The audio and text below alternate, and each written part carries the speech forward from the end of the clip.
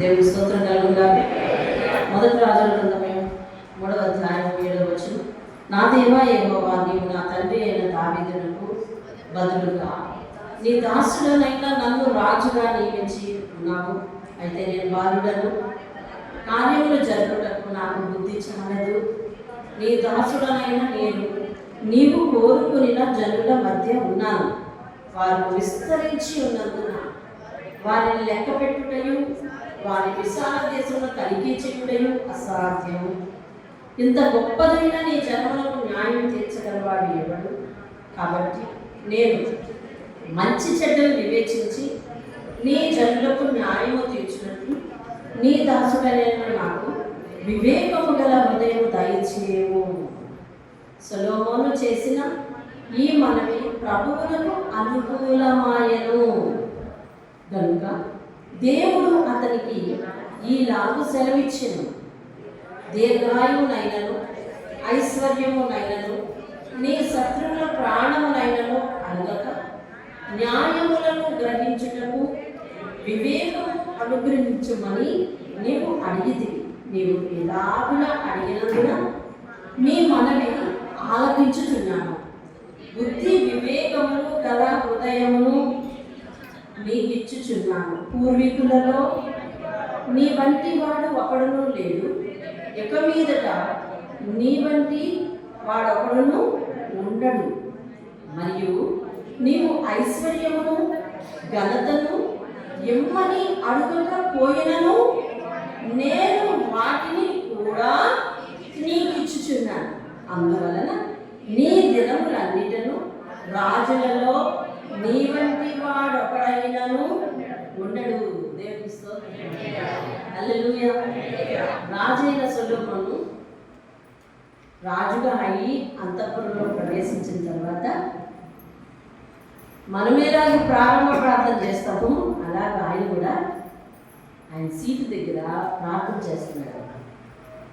దేవునికి ప్రార్థన చేస్తూ ఆయన అంటున్నాడు,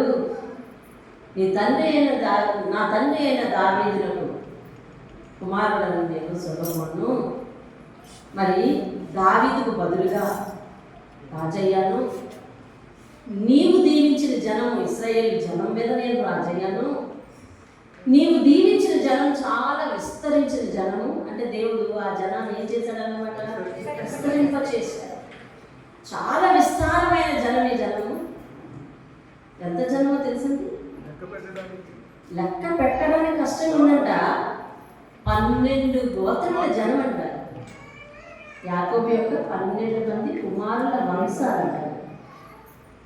లెక్క పెట్టడానికి అసాధ్యం అంట.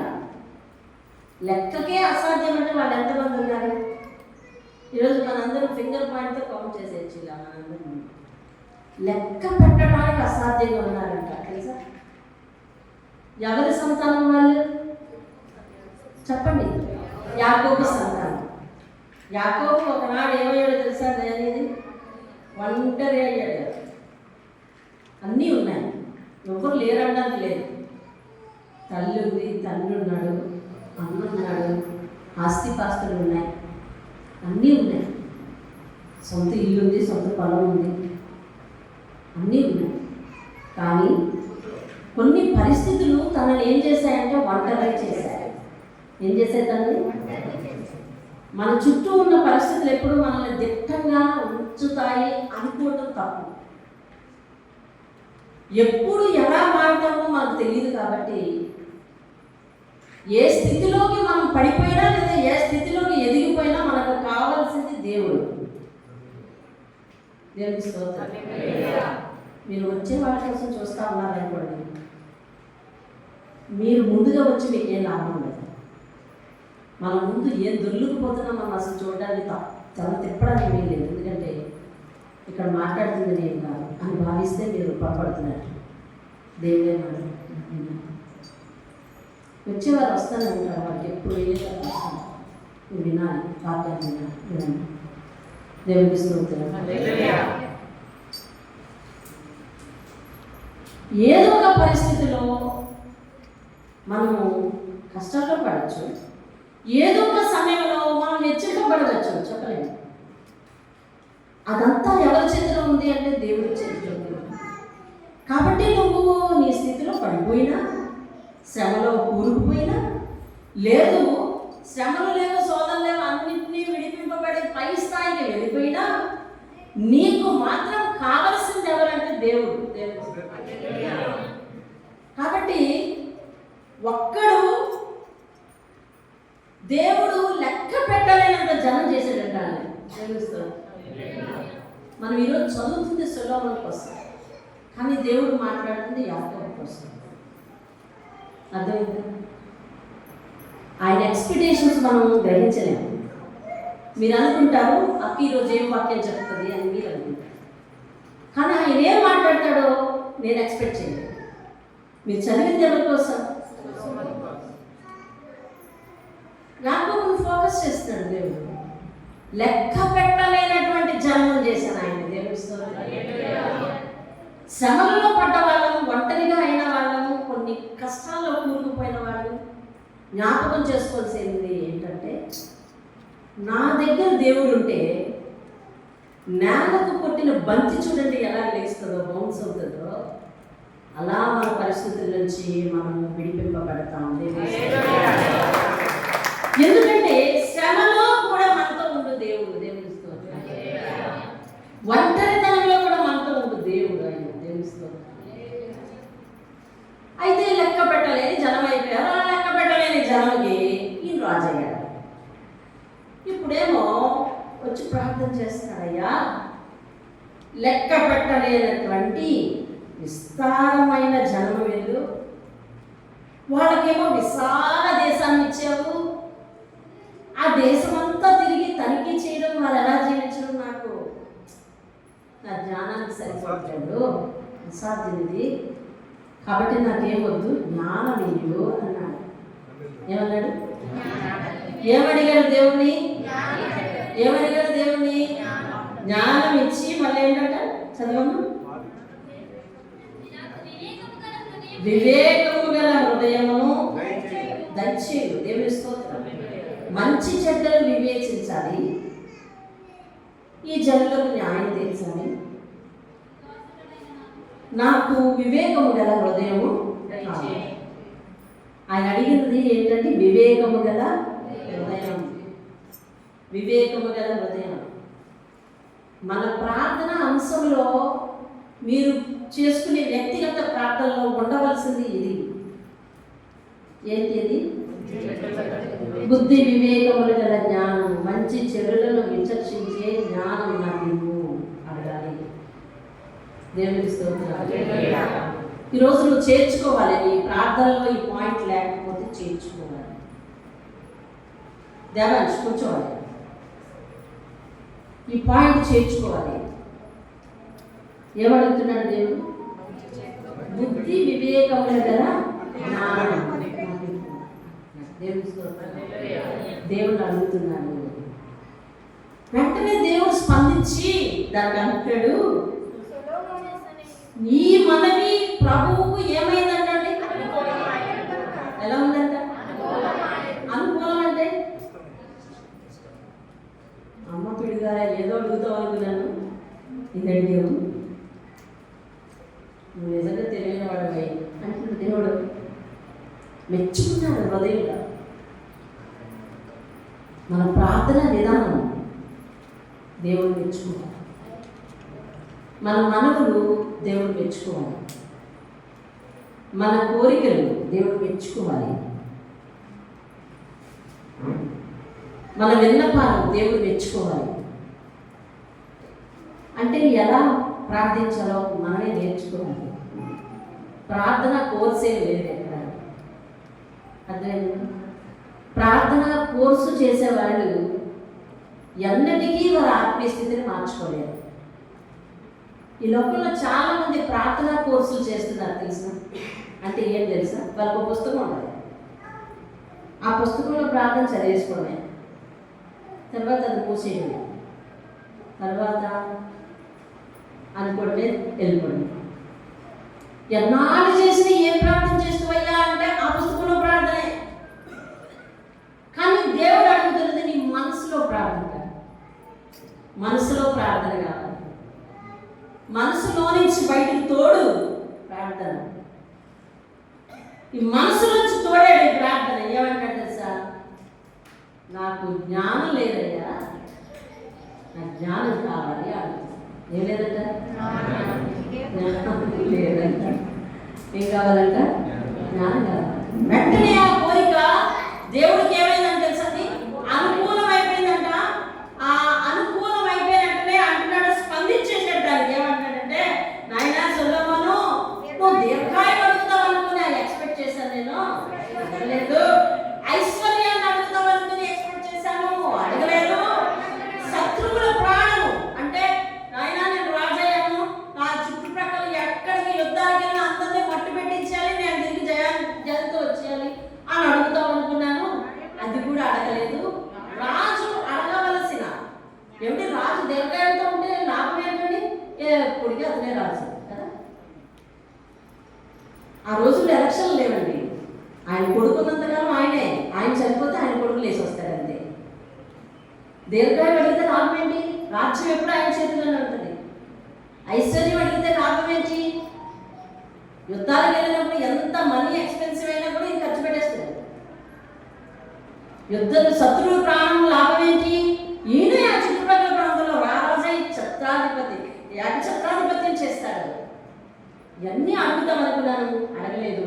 అందుకని అంటున్నాడు, నువ్వు ఇలా అడిగినందున నీ మనవి ఆలోచిస్తున్నాను, కాబట్టి బుద్ధి వివేకములు గల హృదయం నీకున్నాను. నీ వంటి వాడు ఎవరో ఉండగా నువ్వే ఉంటావు. అలాగే ఐశ్వర్యం కూడా అడగలేదు కాబట్టి నీలాంటి వాడు ఎవరో ఉండరు, ఇచ్చాను అంటే. ఇప్పుడు ఈ రోజు సొలొమోను దగ్గర పుష్కలంగా ఏముందండి? జ్ఞానం. పుష్కలంగా జ్ఞానం ఉంది. దేవుని స్తోత్రం. సొలొమోను ఏం తెలివి తక్కువడు కాదు. ఫస్ట్ జ్ఞానం ఉంటేనే జీవితాన్ని నడిపించుకోవచ్చు అన్న విషయాన్ని అతనికి అర్థమైంది. ఆ పైన చెప్పాడు నేను బాలుడను అని. ఆ యూదుల్లో లెక్క ఏంటంటే ఇంచుమించు 35 సంవత్సరాలు వచ్చే వరకు యవ్వన వయసు అనే లెక్కేస్తారు. సో 20 సంవత్సరాలకు ఎప్పుడో అతను రాజైనప్పుడు అతని వయసు ఎంత రాస్తాడు? మీరు లేకుండా చదువుకున్నాను, నేను చదివే నాకు గుర్తులేదు, ఐడియా లేదు. ఆ వయసు బాలుడను అంటాడు. అంటే ఒక 20-22 సంవత్సరాలు వచ్చే వరకు బాలుడని అంటారు. 35 వచ్చే వరకు యవ్వనం అంటారు. అందుకే యేసుక్రీస్తు యవ్వన వయసులో తన రక్తాన్ని చెల్లించాడంటారు. 33.5 సంవత్సరాలు వాళ్ళు యవ్వనం కింద లెక్కేశారు. Okay, right. సొలొమోను జ్ఞానం ఉంటేనే మన జీవితాన్ని సరిగ్గా నడిపించుకోగలమని ఈరోజు మన ప్రార్థనలో చేర్చుకోవాల్సిన విషయం జ్ఞానం. తెలుసా, ఈరోజు కుటుంబాలు జ్ఞానం లేక నడిపించుకోవడం వలన, నేనే జ్ఞానవంతురాన్ని అని అనుకోవడం వలన ఇళ్లలో గొడవలు వస్తున్నాయి. స్త్రీ అంటది, ఆలోచించవలే, నీది ఒక బుర్రే, నేను ముందు ఆలోచన చెప్తేనే కానీ నీది జరగటం లేదు అంటుంటే మగవాడు శాంతంగా ఆలోచిస్తాడా? శాంతంగా ఆలోచిస్తా? చెప్పండి. ఒక మిమ్మల్ని అడుగుతున్నాడు కదా, మిమ్మల్ని శాంతంగా ఆలోచిస్తాడా? అసలు నేను ఉండబట్టి నీకు చెప్తున్నాను తెలివితేటలు, అసలు ఏం బుర్ర చేసుకున్నాను నేను అంటే అవుతుంది. కాబట్టి అంతా నాదే బుర్ర. అసలు బైబిల్ ఏం చెప్పింది? 2వ అధ్యాయం 3వ అధ్యాయం ఆదికాండం నన్నే సరసగా చేశాడని చెప్పింది. కాబట్టి ఇంకా నేను ఆలోచించింది తప్ప ఇంకా నీ ఆలోచన నేను తీసుకోను అని అంటే వెళ్తుందా కుటుంబం? వెళ్ళదు. అది వాక్యానికి విరుద్ధం. శిరస్సు నువ్వే, ఓకే, అంతేకాని అలా వెళ్ళదు. జ్ఞానం లేక ఎంతోమంది వారి జీవితాన్ని నాశనం చేసుకుంటున్నారు. జ్ఞానం లేక కుటుంబాలు కూలిపోతున్నాయి. జ్ఞానం లేక కెరియర్ పాడైపోతుంది. జ్ఞానం లేక వ్యక్తిత్వం పాడైపోతుంది, క్యారెక్టర్ పాడైపోతుంది.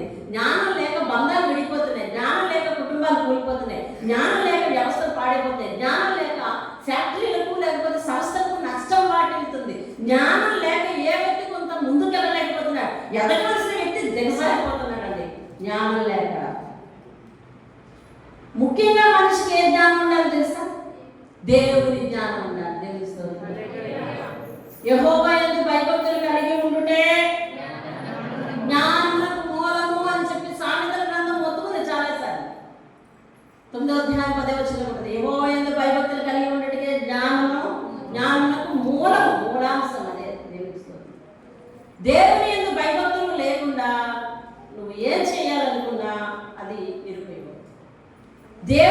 భయం లేకపోతే నువ్వు ఎదగలేవు. యెహోవా యందు భయం అంటే వాళ్ళకి ఐశ్వర్యాన్ని తెస్తుందట. దేవుని స్తోత్రం. దేవుని యందు భయభక్తులు కలిగిన ఒక మనిషి ఉన్నాడు అనుకుందాం. ఆ మనిషి దేవుని మాట వింటాడు, దేవుని మాట ప్రకారం జీవితాన్ని నడిపించుకుంటాడు, దేవుని మాట ప్రకారం తన జీవితంలో ప్రతి చెడుని విసర్జించేస్తున్నాడు, దేవుని మాట ప్రకారం జీవిస్తున్నాడు. ఆ మనిషి ఆశీర్వదింపబడ్డా, హెచ్చింపబడ్డా, తన ఐశ్వర్యం హెచ్చుకాదా, తన పరిస్థితులన్నీ దేవుడు దీవించడా? అరే ఎక్కడికి వెళ్ళిపోయాడు చూడండి. ఐశ్వర్యం, దేవుని యెహోవా యందలి జ్ఞానం, యెహోవా యందలి భయము ఆయనకు వారికి ఐశ్వర్యము. దేవుని స్తోత్రం. యెహోవా యందలి భయం ఏంటంటే వారికి ఐశ్వర్యం. దేవుని వాక్యం చెప్తాను. జ్ఞానం లేకపోతే కుదేలైపోతాం. మొన్నటికి మొన్న నేను మా పాప ఒక న్యూస్ చెప్పింది, నేను చూడలేను, న్యూస్ చదవను, అది నాకు డ్రాబ్యాక్. ఎవరైనా జస్ట్ అలాగెళ్ళి ఏమనద్దు, కళ్ళు ఎవరు చేయండి చాలంతే, అంతే అలా కూర్చుంటారు. ఓకే, వినండి. ఒక యువకుడు స్టార్టప్ కంపెనీ పెట్టి చాలా ఎక్కువ సంపాదించాడంట, కోట్లకు పడగెత్తేసాడు, ఇంచుమించు కోట్లాధికారి అయిపోయాడు.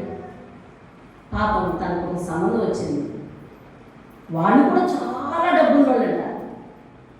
మీ అందరికీ వార్తలు ఫాలో అయ్యే వాళ్ళకి మీకు తెలుస్తుంది, వారు కూడా చాలా డబ్బులు వాళ్ళంటండి. అమ్మాయి వాళ్ళు కూడా. పాపం ఇద్దరికి సంబంధం కుదిరింది. పెళ్ళంటే పెళ్ళి అనుకున్నారు. ఈ లోపల మధ్యలో నిశ్చితార్థం అయిపోయిన తర్వాత ఆ నిశ్చితార్థానికి కూడా చాలా డబ్బులు ఖర్చు పెట్టారు. రేపు పెళ్ళికి కూడా చాలా డబ్బులు ఖర్చు పెట్టి చేద్దాం అనుకుంటున్నారంట. ఎలాగంట, బంధువుల ఇంటికి ఫ్లైటే పంపిద్దాం అనుకుంటున్నారు అని రావడానికి. ఏమండి, అలాంటి ఏర్పాట్లు చేద్దాం. ఎంత డబ్బు ఉన్నదో చూడండి, బంధువులకి ఫ్లైట్లు పంపిద్దాం అనుకుంటున్నారంట. అంత డబ్బు ఉన్న ఫ్యామిలీ. నిశ్చితార్థం అయిపోయింది కదా, ఇంకిద్దరు తిరగడం పట్టారు. బంధువులతోనో లేకపోతే అలాగా ఇద్దరు కలిసి తిరగడం పట్టారు. ఈ లోపల ఇంకేం పోయే కాలం వచ్చిందో కానీ ఏదో ఒక రాంగ్ కాల్ వస్తూ తనని వెంబడిస్తూ అది ఇష్టంగా మారి ఇక అదొక సంబంధం వచ్చేసింది ఆమెకి. ఆ సంబంధం అసలు తనకి ఏం లేదు, అయినప్పటికీ తనను ఫాలో అయ్యాడంతే. ఫోన్లో ఏం చేయాలో తెలియలేదు ఇవికి, ఏం ఎంచుకోవాలో తెలియలేదు ఇవికి. సరే, అప్పుడు మొదటి సంబంధాన్ని ఏమనుకోవాలి, కాదనుకోవాలి, అంతే కదా. సింపుల్గా చెప్పి నాకు ఈ సంబంధం ఇష్టం లేదు, నేను వేరే సంబంధం చేసుకుంటాను, మీరంటే నిశ్చితార్థం చేస్తారు కానీ నేను చేసుకోవాలని ఏదో చెప్పినా బాగుండు. అలా చెప్పచ్చా అంటే అది ధర్మాన్ని విరుద్ధం. కానీ ఇలా చెప్పుకున్నా బాగుండు. ఈ అబ్బాయిని తీసుకెళ్ళి ఒక పెద్ద ఎత్తైన ప్రదేశానికి తీసుకెళ్ళి అందు మీద నుంచి తోసేసిందండి. వారికి ఏమో ట్రాకింగ్ వచ్చంట, ఇలాంటి ఎత్తైన ప్రదేశాల నుంచి కింద పడిపోతే ఎలా బయటికి రావాలో అనిపించంట. అది వచ్చాడు, మళ్ళీ బతికి వచ్చాడు. వచ్చేసిన తర్వాత కంగారు పడిపోయి నేను దీనికి ఎక్కువ సమయం వేస్ట్ చేస్తున్నాను, మళ్ళీ కొద్ది రోజుల తర్వాత నాకు ఆ ప్రదేశం అంటే ఇష్టం, అక్కడికే తీసుకెళ్ళంటే విడిగిన జ్ఞానం ఉండాలా, అక్కడికే తీసుకెళ్ళమంటున్నాను, మళ్ళీ అక్కడికే తీసుకెళ్ళి. ఏంటి కారణం అంటే ఏదో కారణం చెప్పింది, నీకు వాళ్ళ దగ్గర ఏదో పోవచ్చింది, అందుకే నేను దోసాను. మళ్ళా అక్కడి నుంచే తోసేసాను, చచ్చిపోయాడు. ఈ కోట్లన్నీ ఏమైంది? అసలు ఆ మనిషి జ్ఞానం ఉందా? ఇప్పుడు తను సుఖంగా బతకదా? వెంటనే ఇంట్రాగేషన్ చేశారు, తన నేరస్తురాలను నిర్ణయించారు. తన తల్లి తండ్రి చక్కని మాట చెప్పారు, ఏంటంటే ఆ అబ్బాయిని ఎలాగైతే చంపేసిందో అది నా కూతురు కాదు, ఆమెను కూడా అలాగే చంపేయండి. ఈ వార్త విన్న వారందరికీ కూడా భయం పుట్టాలని చెప్పారు. అలాగే చంపేయండి, అస్సలు ఎట్టి పరిస్థితుల్లోనూ ఎక్స్క్యూజ్ చేయొద్దు తండ్రి, వాళ్ళ అమ్మాయి నా కూతురు కాదే కాదు. ఏం ఆలోచించింది? ఏం ఆలోచిస్తున్నాం? ఏం కావాలనుకుంటున్నాం? ఏం అడగాలనుకుంటున్నాం? అసలు మన జీవితానికి ఏది మంచిది, ఏది చెడు, ఏది కీడు, ఎక్కడుంది ఆపద, ఎప్పుడు వస్తుంది ఆపద, ఏ మోతాదులో వస్తుంది ఆపద, అందులోంచి తప్పించుకోగలమా, పడితే లేవగలమా, అయితే ఎక్కడ ఉండాలి, ఏం చేయాలి, ఎవరిని ఫాలో అవ్వాలి, ఎవరు మనకు బోధకుడుగా ఉండాలి, ఎవరి మాట వినాలి, ఎవరి మాట వింటే బాగుంటాం, తల్లిదండ్రుల మాట ఎంతవరకు వినాలి, ఉపాధ్యాయుల మాట ఎంతవరకు వినాలి, బాధకుల మాట ఎంతవరకు వినాలి, దేవుని మాట ఎంతవరకు వినాలి, ఏది మేలు, ఏది ఆరోగ్యకరం, ఎన్ని ప్రశ్నలు. సమాధానం అంతా ఎవరికో తెలుసా? ఆ సమాధానాలన్నీ ప్రయోజనాలు.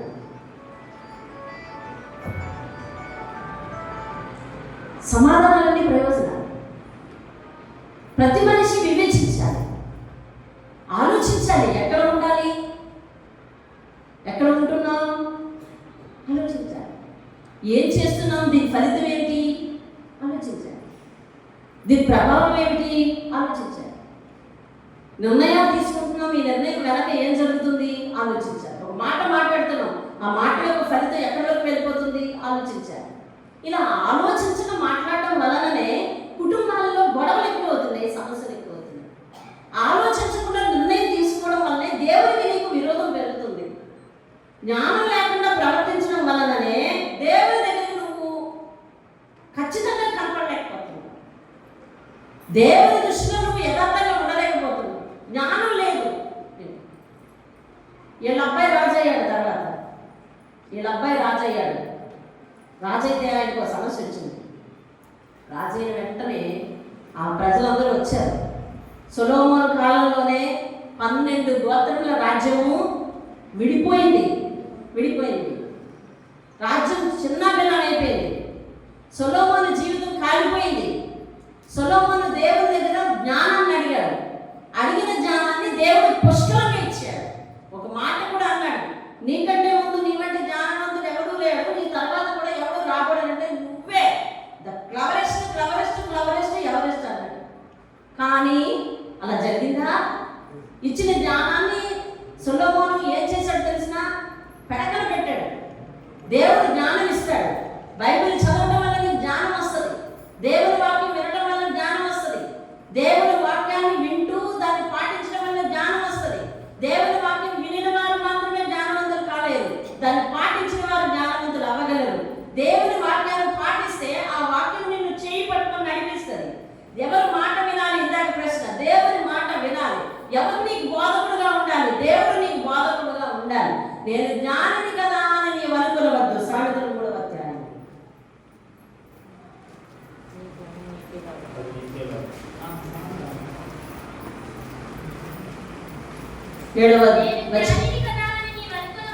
నేను జ్ఞానిని కదా అని నీవు అనుకునవద్దు. యెహోవా యందు భయభక్తులు కలిగి ఏం విడిచిపెట్టాలని? చెడుతనము విడిచిపెట్టుము. అప్పుడు నీ దేహమునకు ఆరోగ్యము, నీ ఎముకలకు సత్తువయు కలుగును. దేవుని స్తోత్రం కలుగునుగా. 5వ వచనం, నీ స్వబుద్ధిని ఆధారం చేసుకునక. తర్వాత చదవండి, నీ ప్రవర్తన అంతటి యందు. అది సొలొమోను చేసిన తప్పులు ఈ 2. ఇవి ఎవరి సామెతలు? సొలొమోను సామెతలు. ఈ గ్రంథకర్త ఎవరు? ఎప్పుడు రాశాడో తెలుసా?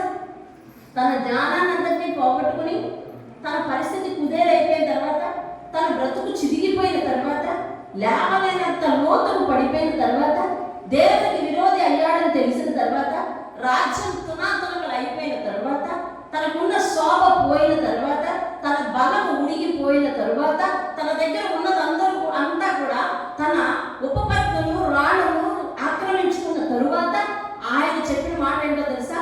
నేను జ్ఞానిని అనుకోవద్దు. అంటే ఆయన చేసిన మిస్టేక్ ఏంటో తెలుసా? నేను జ్ఞానిని అనుకున్నాడు. ఆయన చేసిన మిస్టేక్ ఏంటండి? నేను జ్ఞానిని అనుకున్నాడు. ఈరోజు మనం దేవుడికి సరైన సమయం ఇవ్వలేము. ఎందుకో తెలిసిన? మన తెలియదు.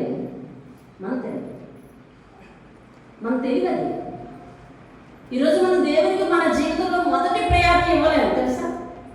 అది దేనికో తెలుసా? మన తెలియదు. ఏ పుస్తకంలో రాసిందో చెప్పు. ఆఫీస్కి టైంకి వెళ్ళు, దేవుని మందిరానికి లేటుగా రాని ఉందా ఎక్కడైనా? అట్లయితే బైబిల్లో ఉందా దేవుని మందిరానికి ముందు రమ్మని? లేదు. నేను ఒప్పుకుంటున్నాను, లేదు. కానీ ఒక మాట చెప్పింది, ఆయన కొరకు ఎదురు చూడు అంది. దేవేశ్వరు ఆయన కొరకు ఏం చేయాలంట? నేను మొదటి నుంచి మీరు ఎంతమంది దేవుని ఎదురు చూపించారయ్యా? నువ్వే ఎదురు చూడయ్యా. నువ్వే వచ్చావు ఆ లోకం నుంచి ఈ లోకానికి, నువ్వే మాకు రక్షణ ఇచ్చావు, నువ్వే మమ్మల్ని వెతుకున్నావు, నువ్వే మమ్మల్ని క్షమించావు, నువ్వే చూడు అనే స్థితిలో ఇంకా మనం ఉంటున్నాం. కారణం తెలుసా? మన జ్ఞానవంతులు కావు. కానీ మన జ్ఞానవంతులు అనుకుంటున్నాం అంతే. మన జీవితంలో దేవుడి విషయంలో చేసే ప్రతి మిస్టేక్కి మన దగ్గర ఒక ఎక్స్ప్లెనేషన్ ఉంది. ఎందుకు అలా పడిపోయావంటే ఎక్స్ప్లెనేషన్, ఎందుకు అలా చేయలేకపోయావంటే ఎక్స్ప్లెనేషన్. అర్థమవుతుంది? ఈరోజు మన దగ్గరికి ఎంతోమంది వారి జీవితాల్లో పొందిన మేలులకి దేవుడి పాదాల దగ్గర పడిపోయి మీరు కూర్చున్న చోట కాదు బలిపీఠాన్ని పట్టుకుని కూర్చోవాలి. వాళ్ళు ఇక్కడ లేరు. కారణం తెలుసా? జ్ఞానం లేదు. మేలు చేసిన దేవుడి పాదాలు పట్టుకుని ఉండాలన్న జ్ఞానం లేదు. ప్రాణభిక్ష పెట్టిన దేవుడిని పట్టుకుని ఉండాలన్న జ్ఞానం లేదు. కార్యం చేసిన దేవుడిని పట్టుకుని ఉండాలన్న జ్ఞానం లేదు. మీకు మీరే పాతవారు చెప్పండి, దేవుడు చేసిన మేలును పొందుకున్న ఎంతమంది ఇంకా లోకంలో మన పరిచయం. వాళ్ళందరూ కూడా సంఘ ప్రార్థన వలన, దేవుని మేలు వలన, దేవుని కృప వలన వాళ్ళందరూ మేలు పొందుకుని ఉన్నారు. వాళ్ళందరూ చర్చకు వస్తే చర్చ చాలు. అవునా? వాళ్ళు ఇక్కడ లేరు. కారణం వాళ్ళకి ఎంపిక తెలియలేదు. అదే ఏం తెలియలేదు? ఎంపిక తెలియలేదు. ఏం ఎంచుకోవాలి? ఎంపిక తెలియలేదు. ఎక్కడ కట్టుబడి ఉండాలి? ఎంపిక తెలియలేదు. ఎలా కమిట్మెంట్ అయి ఉండాలి దేవునికి? ఎంపిక తెలియలేదు. అందుకనే నీ జీవితాల్లో కూడా, మీ జీవితాల్లో కూడా చాలా ప్రార్థనలు మీరు లాస్ అయిపోవడానికి కారణం ఏంటో తెలుసా? మీరు మీ కోవలో జ్ఞానవంతులు. అంతే, మీరు మీ కోవలో జ్ఞానవంతులు. మీరు చాలా తెలివైన వారు. మీకు తెలుసు దేనికి వెళ్ళాలి, దేనికి వెళ్ళకూడదు తెలుసు.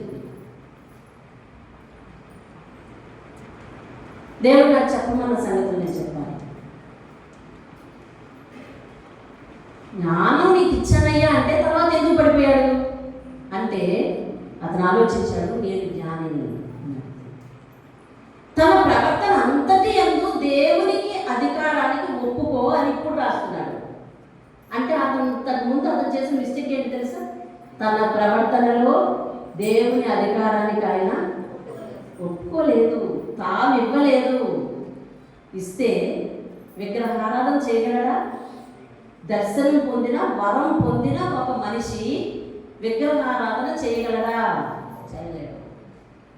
అతను అవ్వగలడా? అవ్వలేడు. దేవుడు బాగుపడమని చెప్తున్నప్పుడు నువ్వు బాగుపడితేనే పైకి వెళ్ళాలి తప్ప, బాగుపడుతూనే పైకి వెళ్ళాలి తప్ప తిరిగి పతన స్థాయికి వస్తున్నావంటే అది నీ జ్ఞానం, దేవుడి జ్ఞానం కాదు. అది నీ జ్ఞానం, దేవుడి జ్ఞానం కాదు. ఇతని తర్వాత ఇతని కుమారుడు రాజయ్యాడు. రాజైన వెంటనే ఈ సొలొమోను కాలంలో తునాతునకలు అయిపోయింది కదా రాజ్యం. అందులో కొంతమంది వచ్చి, నాయన రెహబామా నీకు వందనాలు అన్నారు. వందనాలు బాబు చెప్పండి. మీ నాన్న ఉన్నప్పుడు మమ్మల్ని చాలా ఇబ్బంది పెట్టాడు, ఇలా పట్టించుకోలేదు చివరిలో. ఎందుకంటే సొలొమోనుకి రాజ్య పరిపాలన మీద దృష్టి లేదు. ఇప్పుడు దృష్టి అంతా ఎవరి మీద ఉంది తెలిసినండి? రాణుల మీద ఉంది దృష్టి. ఆమె వస్తుంది, ఇదిగో పలానా చోట గుడి కట్టాలి నా దేవుడికి అంటది. అవునా కానీ అంటున్నాడు. ఇంకొక ఆమె వస్తుంది, ఇదిగో పలానా చోట మొక్కుబడులు చెల్లించాలి నన్ను తీసుకెళ్ళి అంటుంది. అవునా అంటున్నాడు. మరొక ఆవిడ అవుతుంది, ఆవిడ వచ్చి అంటుంది, ఇదిగో నేను ప్రతిష్ఠ చేసిన దేవుడికి పలానా మొక్కుకున్నాను కాబట్టి అవన్నీ సమకూర్చాలి, నువ్వే ఏర్పాట్లు చేయాలంటుంది. చేస్తున్నాడు. సొలొమోనుకి రాజ్య పరిపాలన దృష్టి లేదుగా. నీ జీవితంలో దేవుని ఇష్టానికి ఒప్పుకోకపోతే నీకు యాతనలు పెరిగిపోతాయి. నీ జీవితంలో దేవుని అధికారానికి ఒప్పుకోకపోతే నీకు ఏర్పాట్లు ఎక్కువైపోతాయి. నీ జీవితంలో దేవుని అధికారానికి ఒప్పుకోకపోతే అస్తమాటు శుభకార్యాలు చేస్తున్నట్టే ఉంటావు, కానీ నీ ఆత్మకు మాత్రం రెస్ట్ ఉండదండి. గమనించాలి, నీ ఆత్మకు రెస్ట్ ఉండదు.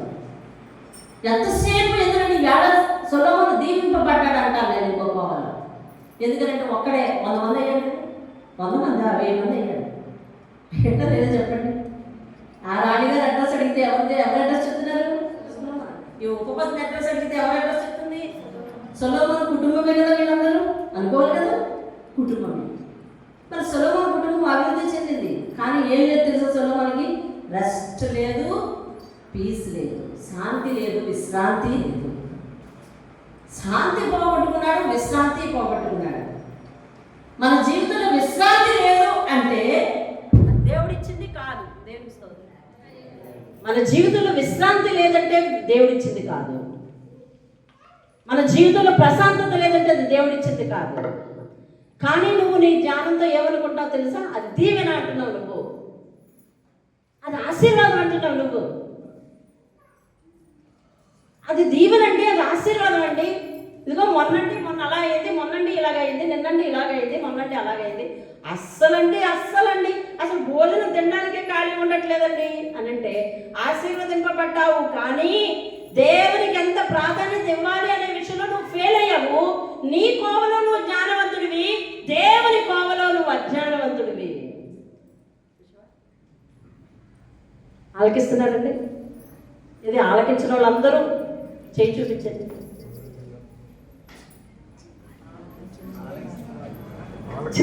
ఆలకించట్లేదు. ఆలకించిన వాళ్ళందరూ చేయి చూపించండి అన్న. మీరు సరిగ్గా ఆలకించట్లేదు. ఆ పదం మీరు పట్టుకోలేదు. నా పదం పట్టుకోకపోతే పట్టుకోపోయినారు. దేవుని పదాలు ఎన్ని వదిలేశారు ఇప్పటి వరకు? అమ్మో, దేవుని పదాలు ఎన్ని వదిలేశారో.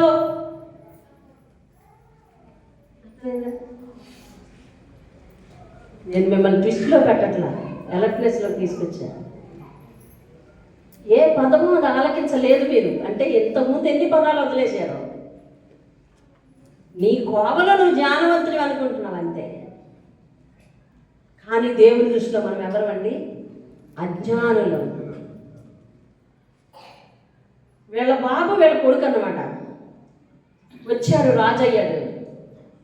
అవతల వాళ్ళందరూ వచ్చి, అయ్యా మీ నాన్న, మీ తండ్రి బరువైన కాడి మా మీద పెట్టాడంటే మా క్షేమం ఆలోచించలేదు, మా మీద వెట్టి చాకరీ చేయిస్తున్నాడు. అయ్యా దయచేసి నీ తండ్రి మా మీద ఏదైతే కఠినమైన దాస్యాన్ని పెట్టాడో ఆ కాడిని మా మీద నుంచి తీసివేస్తే మేము ఎల్లప్పుడూ నీ సేవ చేసుకుంటూ ఉంటామయ్యా అన్నాడు. అలాంటి ఆఫర్ నీకు వస్తే ఏం చేయాలి? మీ నాన్నగారు పెట్టిన కష్టాన్ని మా మీద నుంచి తీసి బాబు ఎల్లప్పుడూ నీ పాదాల దగ్గరే సేవ చేసుకుంటామని వారు వినయపూర్వకంగా అడిగినప్పుడు ఈ రెహబాబు ఏం చేశాడో తెలుసా?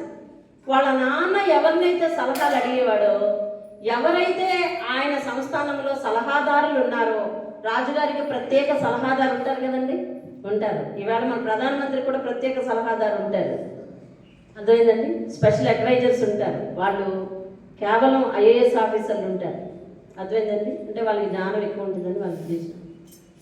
సరే, ఏదైనప్పటికీ ఆ ప్రత్యేక సలహాదారులందరినీ, పెద్దలందరినీ పిలిపించాడు. వెళ్ళండి గుడ్, మంచి పని చేశాడు. పెద్దోళ్ళని అడగడం మంచిదే కదా. వాళ్ళు చెప్పారు, అయ్యా వాళ్ళు వచ్చి ఇలా అంటున్నారు, నేనేం చేయను, మీరు ఒక ప్రత్యేకమైన సలహా ఇవ్వండి అన్నారు. మంచి పనే చేస్తున్నాడు కదా, పెద్దోళ్ళు సలహా ఇవ్వడం మంచిదేనా? అడిగాడు. అడిగితే వాళ్ళు ఏమన్నారో తెలుసా? బాబు అలా చెయ్యు, వాళ్ళని నా శ్రమ నుంచి విడిపించు. మీ నాన్న సరైన దృష్టి పెట్టలేక అలా చేస్తున్నాడేమో, మీరు ఒక అవకాశం ఇయ్యయ్యా, మీరు స్వేచ్ఛగా ఉండేటట్టు చెయ్యు, అది నీకు మంచిదే అని అన్నారు. పాటించాలి కదా. పాటించకుండా వీళ్ళ ఏజ్ ఫ్రెండ్స్ ఒకరు ఉన్నారు, వీళ్ళ ఏజ్ ఫ్రెండ్స్ వాళ్ళందరినీ పిలిపించాడు. పిలిపించి అన్నాడు, రే అబ్బాయి, నాకేం పదవి వచ్చిందని సంగతి నీకు తెలుసు కదా అంటే తెలుసు అన్నాడు. అయితే నా దగ్గరికి సమస్య వచ్చింది, ఇలాగ ఆ కాడిని తీసేయమని వాళ్ళు అడుగుతున్నారు, నాకు ఎల్లప్పుడూ సేవకులై ఉంటారు అని చెప్తున్నారు, కాబట్టి నేనేం చేయమంటారు ఫ్రెండ్స్ చెప్పండి అన్నాడు. అంటే వాళ్ళందరూ అన్నారు, పొరపాటును తీకు, మీ నాన్న వాళ్ళ మీద ఇంత రమ్మంతో శ్రమ పెడితే నువ్వు ఎంత పెట్టు, వాళ్ళని నీ సేవకులుగా బానిసలుగా చూడు, అప్పుడు నువ్వు రాజు అంటే ఏంటో తెలుస్తుందని చెప్పారు సార్. ఎవరి సలహా పాటించాడో తెలిసిన? వాళ్ళు డియర్ ఫ్రెండ్స్ చెప్పిన సలహానే పాటించాడు. అసలు ఈ జ్ఞానాన్ని ఎవరి దగ్గరికి వెళ్ళి అడగాలి? ఆయన దేవుని దగ్గరికి వెళ్ళి అడగాలి. దేవుని దగ్గరికి వెళ్తే దేవుడు స్వయంగా తానే వచ్చి, రెహబాము వాళ్ళ మనం ఆలకించి వాళ్ళ మీద నుంచి ఆ కాడి తీసివేసే అని సలహా చెప్పకపోయినా దేవుని దగ్గరికి వెళ్తే నీకు దయగల మనసు వస్తుంది. దేవుని దగ్గరికి వెళ్తే మంచి చెడులు వివేచించే జ్ఞానం వస్తుంది. దేవుని దగ్గరికి వెళ్తే కరుణ గల మనసు వస్తుంది. దయాదాక్షిణ్య పూర్ణుడు నీ జీవితంలో దయాదాక్షిణ్యం గల హృదయాన్ని పెడతాడు. అప్పుడు నీకు ఏది కష్టం, ఏది శ్రమ, ఏది దాస్యం, ఏది బానిసత్వం, ఏది శ్రమ, ఏది సుఖం నీకు అర్థమవుతుంది. అప్పుడు అర్థమైన మంచి చెడులు వివేచించిన మనిషిగా నీ అంత నువ్వే ఏం చేస్తావో తెలుసా? రైట్, మీరు చాలా బాధపడుతున్నారు. దేవుడు నాకు ఇచ్చిన అవకాశం, నేను రాజునయ్యాను కాబట్టి నేను మీరు చెప్పినట్టు చేస్తాను, మీరు కూడా నమ్మకంగా ఉండండి అని చెప్పుకుంటూ దేవుని స్తోత్రం కదా. నువ్వు ఒక మంచి నిర్ణయం తీసుకోవాలి అని అంటే నువ్వు దేవుని దగ్గరికి వెళ్ళాలండి. నువ్వు ఒక మంచి సలహా పాటించాలంటే దేవుడు నీకు ఇచ్చిన పెద్దలు ఉంటారు, పెద్దల సలహా పాటించాలండి. సంఘానికి ఒక సేవకులు ఇస్తాడు దేవుడు, వాళ్ళ సలహా పాటించాలి. వాళ్ళ సలహా నీకు నచ్చలేదనుకో, దేవునికి ప్రార్థన చేయి. ఏది మంచి మార్గం?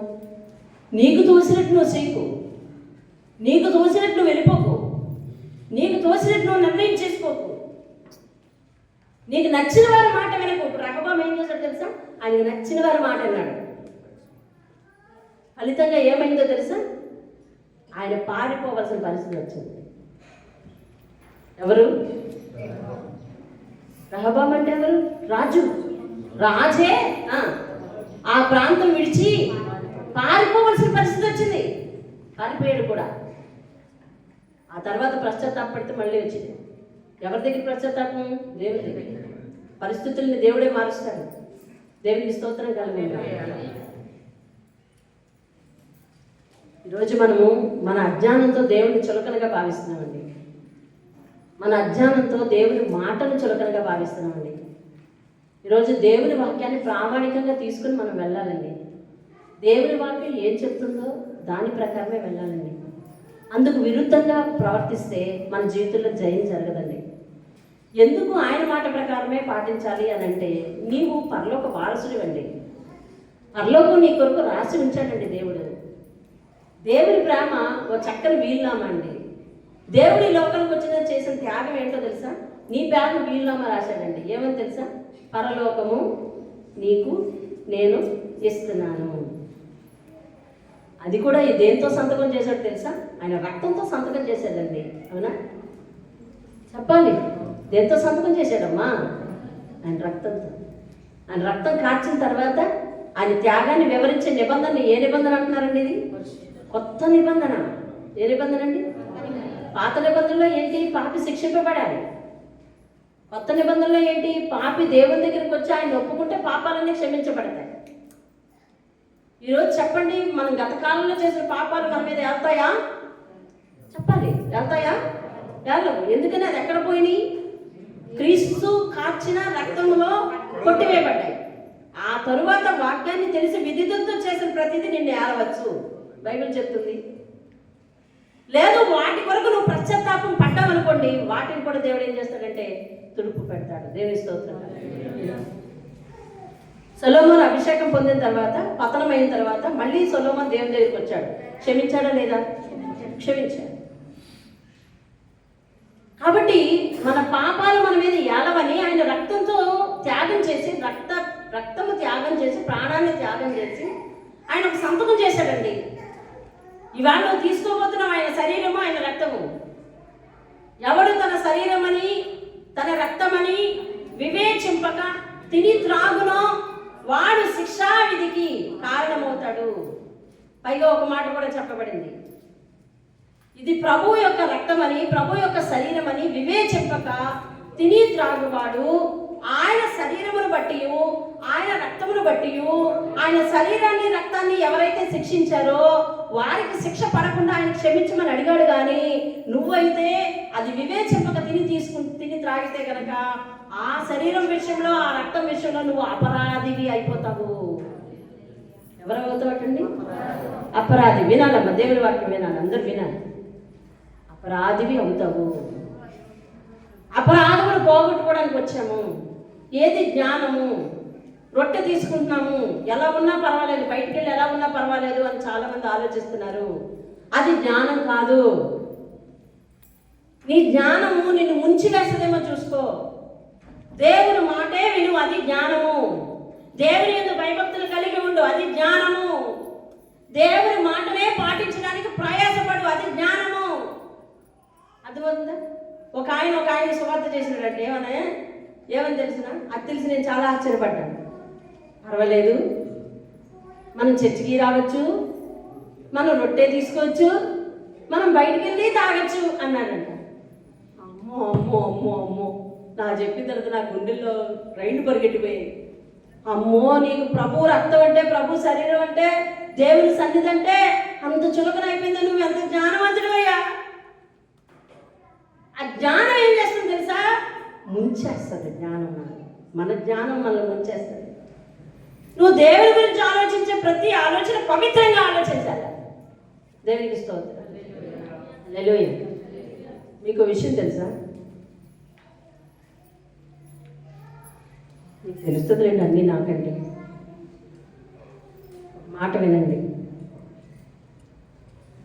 ఇటీవల ఈ మధ్య కొన్ని సంవత్సరాల నుంచి చూస్తున్నాను నేను, కొంతమంది గుంపులుగా ఆడవాళ్ళు మగవాళ్ళు కూడా ట్రైన్ ఎక్కి తిరుమల తిరుపతి వెళ్ళిపోతున్నారు.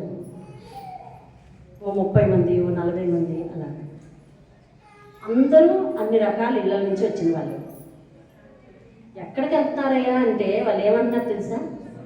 చెప్పాలి, మీరు చెప్పాలి, మీకు తెలుసు. సేవకి. ఎక్కడికి వెళ్తున్నారంటండి వాళ్ళు? ఎక్కడికి వెళ్తున్నారంట? ఆంచేరా మీరు? ఎక్కడికి వెళ్తున్నారంటండి వాళ్ళు? సేవకి.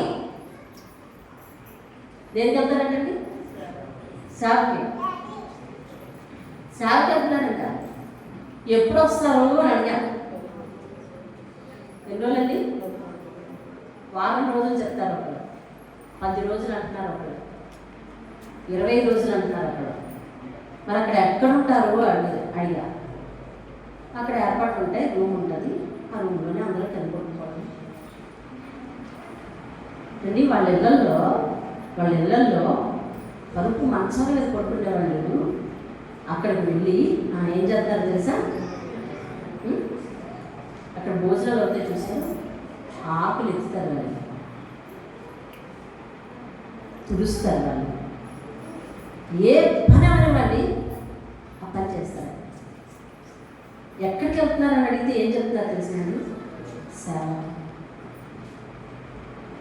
మీ జీవితంలో ఒక్కరోజు ఫుల్ డే సేవకు ఎప్పుడైనా సమర్పించుకున్నారా? Full day. ఇలాంటి కార్యాలు కృతజ్ఞత కొడుకులు ఎక్కడైనా జరిగితే, అంతకుముందు బంతి భోజనాలు పెట్టమని, ఇప్పుడు బఫే వచ్చింది. బంతి భోజనాలు ఎలా చేస్తారు? కింద కూర్చొని లేదా కుర్చీలో కూర్చొని చేస్తారు వరుసగా. ఆకులన్నీ ఎత్తేవాళ్ళు తప్పనిసరిగా ఒకడు ఉండాలి. మా నాన్నగారి సేవలో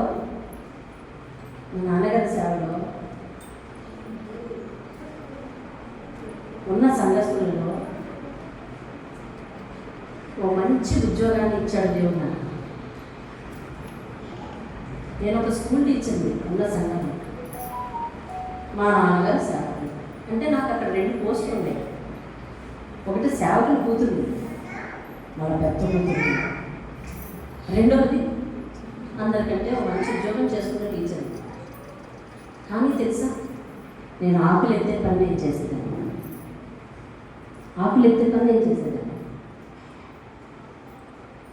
అంగన్వాడీ కార్యకర్త ఒక ఆవిడ ఉండేది, ప్రైవేట్ స్కూల్ టీచర్ ఒక ఆవిడ ఉండేది. ఇప్పటికీ ఉన్నారు ఆ సంఘంలో వాళ్ళిద్దరు చక్కగా పాలన కలిసి వచ్చింది. ఇది నా పని, నేను చేసేదాన్ని. నా చేయడంలో నాకు ఎంతో ఆనందం. వాళ్ళు నెలేసి రోజులు, వారం వేసి రోజులు, 10 రోజులు సేవలు సమర్పించుకుంటారు. మీరు వచ్చి ఒక మైకి స్విచ్ చేస్తే సేవ అనుకుంటారు.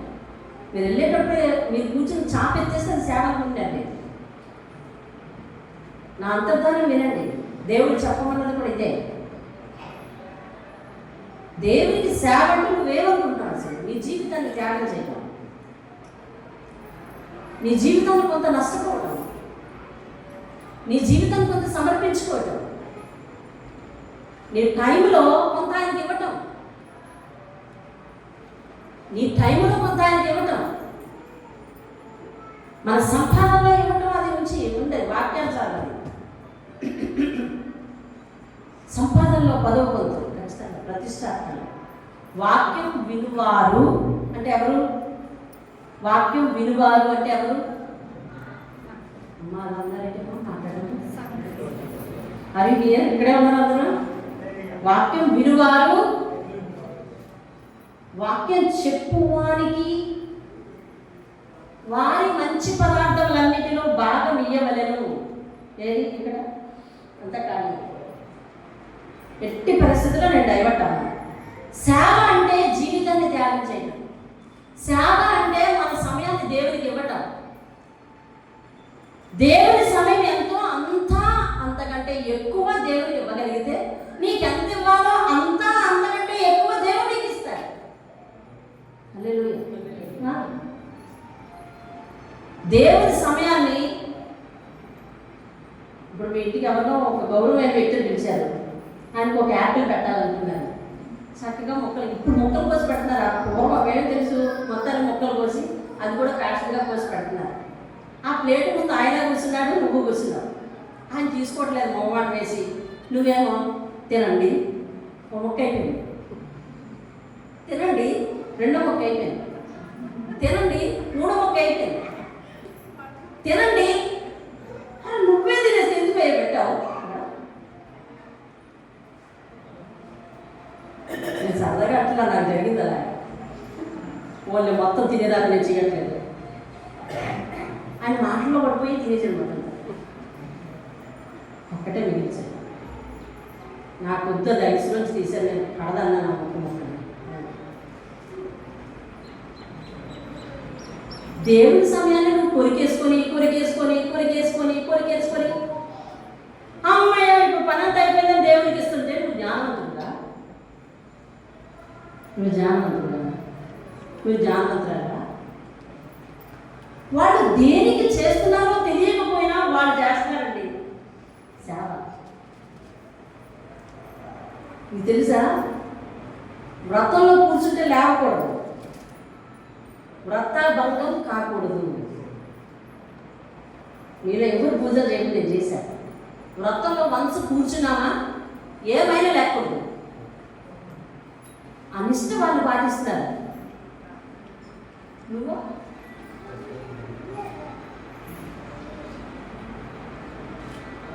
ఏదో పనికి లేసామంటే బాగుంటుంది, పోనొత్తే లేచి వెళ్ళిపోతాం. జ్ఞానమా అది? ఒక ఆర్గనైజేషన్లో ఉండి, ఒక ఆర్గనైజర్గా ఉండి అవన్నీ ఏర్పాట్లు చేయాలంటే వేరు. అది జ్ఞానమా? దేవుడు పరిశుద్ధులని తెలిసి ఆయన పరిశుద్ధమైన మాటలు మాట్లాడక ఇష్టానుసారంగా మాట్లాడతారు. జ్ఞానమా? దేవుడు పాపం చేయకూడదు, అపవిత్రమైన ముట్టకూడదు అని అన్నాడని తెలిసి వాటినే ఇప్పుడు రొట్టె తీసుకున్నాం, సాయంత్రం అయితే లేకపోతే రేపైతే అపవిత్రమైన ముట్టుకుంటాం. అది జ్ఞానమా? నీ జ్ఞానం నేను ఎక్కడికి నడిపిస్తుంది? అందుకనే సొలొమోను అడగడమైతే బాగా అడిగాడు, జ్ఞానం ఇవ్వయా అని. ఇచ్చిన దాన్ని కాపాడుకోలేపాడు. ఈరోజు మనందరం జ్ఞానాన్ని పొందుకుని వెళ్తాం. దేవుని దగ్గరికి వస్తాయి. దేవుడు తన వాక్యం ద్వారా జ్ఞానాన్ని ఇస్తాడు. ఈ జ్ఞానాన్ని నువ్వు పట్టుకుని పాటించకపోతే అది అవ్వదు. నీ జీవితం కూడా నీ ఇష్టం వచ్చి నడుస్తుంది తప్ప దేవుని ఇష్టం వచ్చి నడవదండి. అది అదే.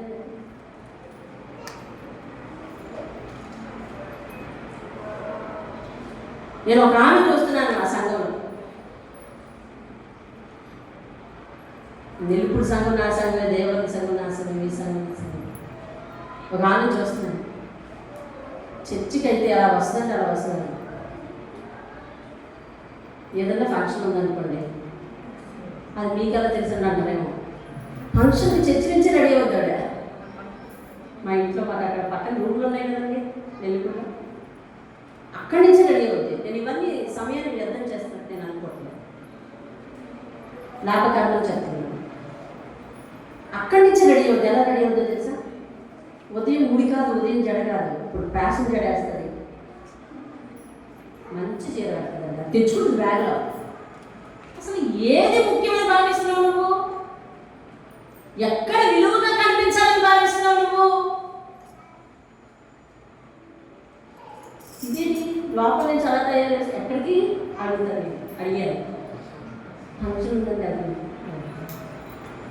మరి ఇలాగే ఉదయం ప్రార్థన రెడీ అయిపోయి వచ్చేది కదా, చిరిగిపోద్దండి అంది.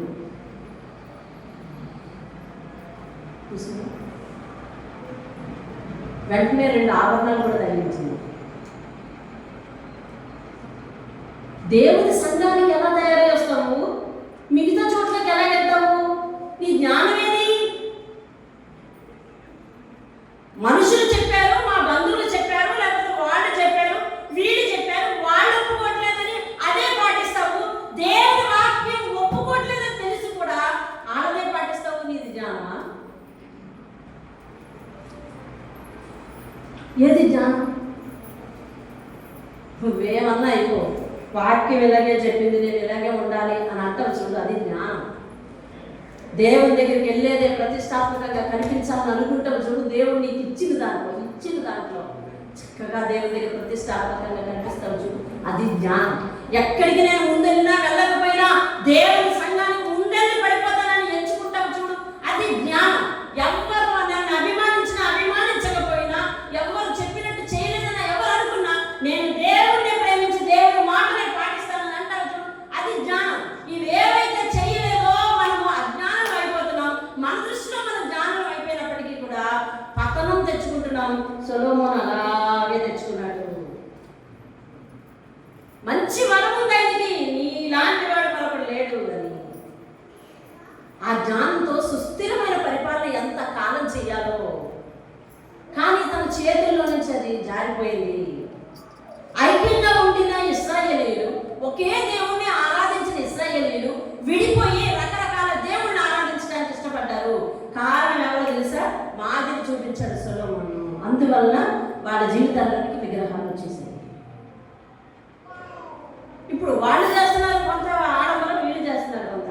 ఇది దేవుడికి భయపడి ఉండే రాజ్యాలు 12 రాజ్యాల్లో సగం మంచి సగం చెడు వైపు విడిపోయారంటే అనుకుందాం. అలాగే కూడా కాదు, ఇద్దరే 2 వంశాల వారు మాత్రమే మంచి వైపు విడిపోయారు. 10 మంది చెడు వైపు విడిపోయారు. 10 మంది మాట్లాడుతుంది అది న్యాయమా? నువ్వు అంటున్నావు అది జ్ఞానమా? వాక్యం ఏది చెప్తుంది అది జ్ఞానం. ఇద్దరే ఎంచుకున్నారు వాక్యాన్ని, అది జ్ఞానం. ఇద్దరి మీదకి పదే ఆ 10 మంది అంటే అన్నదమ్ముల పిల్లలే చూసావా, యుద్ధానికి వస్తారు మొదలెట్టారు. అది సొలొమోను జ్ఞానం, అలా తయారు చేశారు. నీ పిల్లల్ని పక్షపాతం లేకుండా చూడాలని దేవుని వాక్యం చెప్తుంది. పెద్ద కొడుకు అని ఇక్కడి నుంచి భుజం మీదకి ఎక్కించేసుకుంటే అవదని వాక్యం చెప్తుంది. చిన్న కొడుకు అని ఒకలా చూడటం కాదు, ఎర్ర రంగు తెల్ల రంగు ఒకలాగా చూడటం కాదు. ఆడు చూడు ఎంత చదువుకున్నాడో, నువ్వు నావెందుకు అని అంటాం కాదు. నీది మనిషి పరిపాలన అన్నం అదే. మన ఎక్కడో దేవుని వాక్యం చెప్పండి, నేను పశువు ప్రాయుడున్నాయి అంటే పశువు వ్యవహరించినట్టు వ్యవహరించడం ఇది జ్ఞానం కాదు. మేలు చేసిన దేవుని గుర్తించకపోవటం జ్ఞానం కాదు. ఆయన ప్రయారిటీ ఇవ్వకపోవడం జ్ఞానం కాదు. చెప్పండి, మనము జనవరి 1కి వాటికి నాయకులను ఆహ్వానిస్తున్నాం. వాళ్ళు వచ్చినంటే మీరందరూ ఎలక్ట్ అయి నిలబడుతున్నారా లేదా? నిలబడతారా లేదా? చెప్పండి, వందగా చెప్తున్నారా లేదా? అప్పుడే మీరు మాట్లాడేసుకొని మీరు కుర్చీలు సర్దేసి చేస్తారా? వచ్చేసరికి ఏమవుతున్నారు మీరు?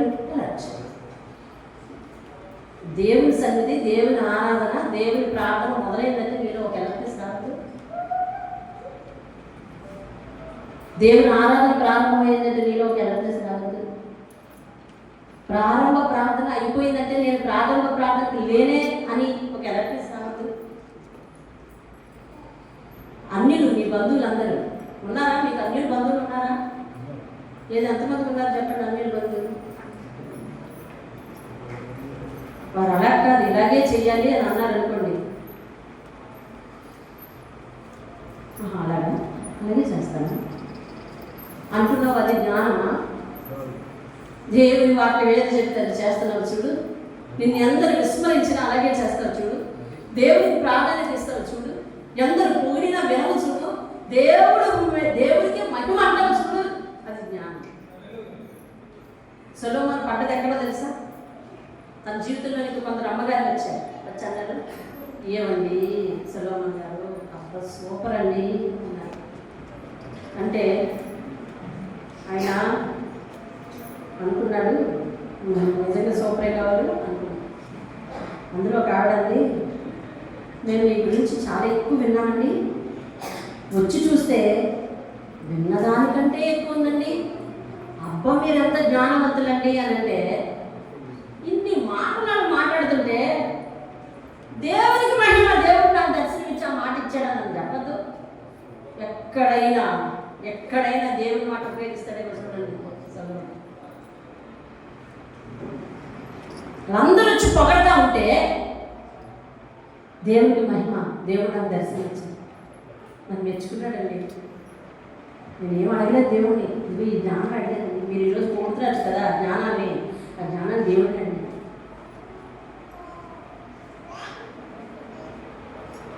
ఆ జ్ఞానాన్ని దేవుడు ఏమో అడిగానండి.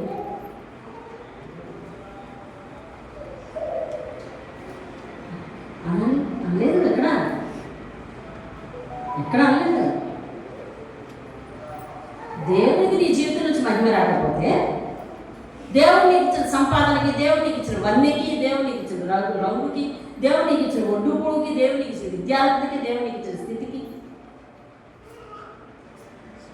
దేవునికి వందనాలు, దేవునికి మహిమ చెప్పలేకపోతే నువ్వు జ్ఞానమా? అది జ్ఞానమా? కాదండి, కాదు. జ్ఞానం అన్నిటికీ కాదు. నువ్వు జ్ఞానం కదా నువ్వు అనుకోవద్దు. నీ ప్రవర్తన అంతట్లో దేవునికి అధికారం ఇవ్వడం మర్చిపోవద్దు అని ఇదే సొలొమోను నొక్కి నొక్కి చెప్పింది. ఎందుకంటే బై ద ఎక్స్పీరియన్స్, అనుభవించి చెప్తున్నాడండి. అనుభవించి చెప్తుంది. ఈరోజు మన జీవితంలో మనదే జ్ఞానం అనుకోవద్దు, మనం చేస్తుంది కరెక్ట్ అనుకోవద్దు. దేవుని పాదాల దగ్గర పెట్టుకుందాం ప్రతిదీ, దేవుని అడుగుదాం ప్రతిదీ. జ్ఞానం లేకుండా నిర్ణయాలు తీసుకోవద్దు, జ్ఞానం లేకుండా మాట్లాడద్దు, జ్ఞానం లేకుండా ఏదైనా చేసేది, జ్ఞానం లేకుండా ఎక్కడెక్కడికి వెళ్ళిపోవద్దు.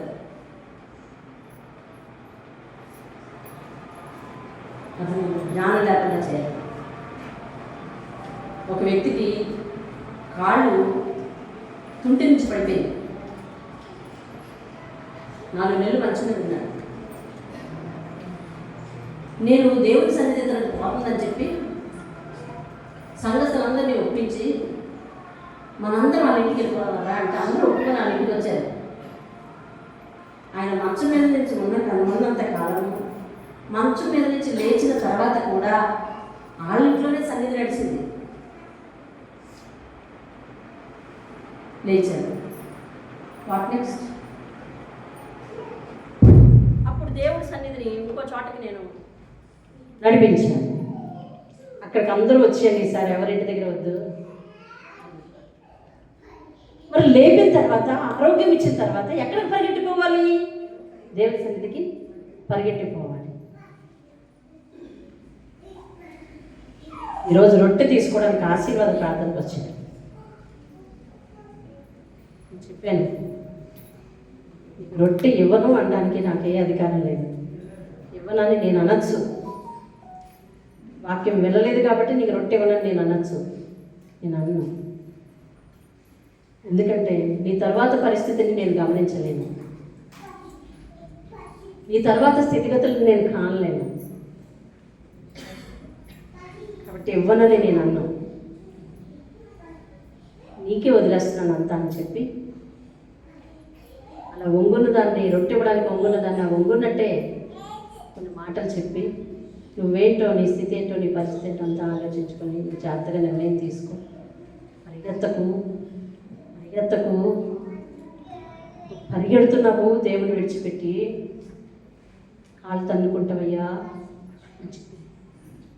కళ్ళని నేను పెట్టుకున్నాడు. ఏదేమైనా నేను అన్న మాటకు బాధపడుతున్నావు, లేదా దేవుడు పశ్చాత్తాపం కలగజేస్తే బాధపడుతున్నావు, అది కూడా గ్రహించలేదు నేను. ప్రతిదీ మంచి చెడు నీకే వదిలేస్తున్నాను అన్నాడు. మనిషి జ్ఞానంతో ఆలోచించాలి. చేసిన మేలుకు తగినట్లు ఎలా జీవించాలో ఆలోచించాలి. దేవుడు మేలు చేసినప్పుడు ఎంత అబ్బురు పడుతున్నావో, ఆ మేలు తర్వాత కూడా అంతలాగే పాదాలు పట్టుకోవడం నేర్చుకోవాలి. దర్శనాన్ని నేరుగా పొందుకున్న సొలొమోను ఆ పని చేయలేకపోయాడు. ఈరోజు సొలొమోను పేరు చెప్తే అందరికీ ఫేమస్. పెద్ద పెద్ద పాస్టర్లు పెట్టుకుంటున్నారు ఆ పేరు, చాలా మందికి పెడుతున్నారు ఆ పేరు. సొలొమోనులా జీవించంటున్నారు అంటే ఎలాగా? Question mark. సొలొమోనులా జీవించు అంటున్నారు అంటే ఎలాగా? నేను సొలొమోను పేరు పెట్టుకోవద్దని నేను ప్రమోట్ చేయట్లా. దేవుడు ఏం ఆశించాడో అలా జీవించాలి మనం, అంతే. దేవుని స్తోత్రం. అందుకే బాప్తిసం ఇచ్చి పేరు మార్చడానికి నేను విరుద్ధం. ఈ పద్ధతి ఎవరికి నచ్చకపోయినా చెప్పలేను. ఈ పేరు మార్చేసి, ఈరోజు పేరు మార్చేసి నీకు దావీదని పెట్టేస్తాను, రేపు నుంచి దావీదులో ఉండవా నువ్వు? లేదు, నీ పేరులోనే ఉండి దావీదుని చూపించు. నీ పేరులోనే నువ్వు ఉండు, కానీ నీలో నుంచి ఒక సౌలుని చూపించు. నీ పేరులోనే ఉండు నువ్వు, నీలో నుంచి ఏమంటే ఒక రూతుని చూపించు, నీలో నుంచి ఒక ఎస్తేరుని చూపించు, నీలోంచి చూపించు. అరే నీ క్రియలు ఎస్తేరులాగా ఉన్నాయే, నీ క్రియలు దావీదులాగా ఉన్నాయే, నీ క్రియలు సొలొమోనులాగా ఉన్నాయని దేవుడు మెచ్చుకోవాలి. దేవుని స్తోత్రం. హల్లెలూయా. వేటకు వచ్చి ఇంతమందికి బాప్తిసం ఇచ్చాను కానీ ఎవరికి పేరు మార్చలేదు నేను. ఒకరికి పేరు పెట్టమని అడిగారు మా నాన్నగారు. అమ్మ నీ సంఘంలో వాళ్ళే కదా, బాప్తిసం నేను ఇచ్చాను కానీ పేరు పెట్టానంటే, నేను బైబిల్ అవతల విషయాల్లో మాత్రమే పేరు పెట్టాను వాళ్ళకి. అంటే బైబిల్లో ఉండని పదాలను కాదు, వ్యక్తులను మించి పెట్టాను. ఆలోచించండి, మనం ఏం చేస్తున్నాం, ఎవరికి ప్రాధాన్యత ఇస్తున్నాం? మన జీవితంలో ప్రథమ ప్రాధాన్యత ఎవరిది ఇవ్వాలి తెలుసండి? చెప్పండి, ఎవరిది ఇవ్వాలి? దేవుడి. దేవుని స్తోత్రం అంటారు. ఉదయం లేచి నీకు ఎన్ని పనులున్నా ముందు దేవుణ్ణి ప్రార్థించకుండా, దేవుని పర్మిషన్ తీసుకోకుండా మనం కిందకి దిగడానికి వీల్లేదు, కిందకి రావడానికి, మన పనుల్లోనికి రావడానికి వీల్లేదు. అర్థమవుతుందండి? మొన్న ఒక ఆయన రోడ్డు నుంచి మేమిద్దరం వచ్చేస్తున్నాం. ఈవేళ అన్ని ఉదాహరణలే. చంద్రరావు గారు నేను వచ్చేస్తున్నాం. రోడ్డు మీద చర్చి తాళాలు వేసింది అండి, చూసారు కదా? రోడ్డు మీద చర్చి తాళాలు వేసింది. ఆయన అక్కడ మెట్ల మీద మోకరించి, చిన్న చినుకులు కూడా పడిపోతున్నాయి ఇప్పుడు, మెట్ల మీద మోకరించి 2 చేతులు పెట్టి ఇలాగ ప్రార్థన చేసుకుంటున్నాడు. ఎక్కడి నుండి వస్తున్నాడో మరి. ఆ రోజు ఆదివారం కూడా కాదు. అంటే దేవుని మందిరం అంటే వాళ్ళకు ఒక ప్రీషియస్, అంతే, ప్రతిష్టాత్మకం. దేవుని మందిరం వారి నుంచే వెళ్తుంటారు మీరు. దేవుని మందిరం వారి నుంచే వెళ్తుంటాం మనందరం. చాలా ఒకసారి దేవుని మందిరం అని భావించాలి. దేవుని కొంతమంది రోజు ప్రార్థన చేసుకోవడానికి వస్తుంటారు మన చర్చికి. మేము పొరపాటును మర్చిపోయి తాళాలు వేసి వెళ్ళిపోయాం అనుకోండి, కింద నా బూడిదలోనే ప్రార్థన చేస్తారు. దేవుని మందిరము అంతే. నీ హృదయంలో మందిరానికి ఎంత విలువిస్తున్నావో అంత నీకు దేవుడు ప్రతిష్టాత్మకంగా చేస్తాడు. ఆయన మాటకి ఎంత పెద్దపీట వేస్తున్నావో నిన్ను అంతగా హెచ్చిస్తాడు. ఇప్పుడున్న హెచ్చింపు అనుకుని ఇంకా దేవుడు అవసరం లేదని అనుకోవద్దు. అర్థమవుతుందండి? ఒక ఆమె నాకు ఫోన్ చేసింది, ఏమంటుంది తెలుసా? అయ్యా అమ్మ, మా ఆయన ఏమో కొందరిళ్ళకైతేనే ప్రార్థనకి వెళ్దామంటున్నాడు, కొందరిళ్ళకి వెళ్ళొద్దు అంటున్నాడు. అన్నాను. ఏమంటే వాళ్ళంటండి, వాళ్ళంట వీళ్ళంటే మనం వెళ్ళొచ్చు అన్నాడండి అంది. ఓహో అంతవరకు వచ్చాడా అని అనిపించి ఫోన్ ఇంకొకసారి అన్నా. సర్లే ఈసారి చేయొచ్చులే ఫోను అని ఊరుకున్నా, ఇంకా చెయ్యాలి. అర్థమైందండి? కొంతమంది వీళ్ళకైతే నేను వెళ్ళంటాడంటే, ఏమో వీళ్ళెవరు వాళ్ళెవరన్నా అంటే వీళ్ళండి వాళ్ళండి అని చెప్పింది. ఓహో అదే సంగతి. ఇంకా అలాంటిది ఉందా జ్ఞానం? అది క్రీస్తు రక్తం చేత కలగబడలేదా మనం? క్రీస్తు సేవలోని వారం కాదా? అన్యులు వారి కుటుంబాలను విడిచిపెట్టేసి 30 రోజులు, 10 రోజులు, వారం రోజులు ఉండడానికి వాళ్ళకి ఎలాగైంది? అందరూ విడిచిపెట్టిన వాళ్ళు అందరూ కలిపి వెళ్తున్నారా? ఏమి కాదు, వారి సమర్పణ. అంత్యకాలంలో విపరీతంగా విగ్రహారాధన జరుగుతుంది. అంత్యకాలంలో విపరీతంగా లోకం సమర్పించేసుకుంటుంది. అంత్యకాలంలో మనకంటే ప్రబలంగా విగ్రహారాధన జరుగుతుంది. రానున్న రోజుల్లో మాట్లాడే విగ్రహాలు రాబోతున్నాయి. ప్రకటన గ్రంథం చెప్తుంది. లోకులందరూ దేవుడు మాట్లాడతాడంటే ఇదిరా అనే రోజు ఒకటి వస్తుంది. మాట్లాడే విగ్రహాన్ని చూపించి దేవుడు మాట్లాడతాడంటే ఇదే అని చూపించబోయే రోజులు వస్తున్నాయి. సత్యమైన వాక్కు మీద నిలకడగాను నిలబడితేనే జ్ఞానం. దేవుని స్తోత్రం.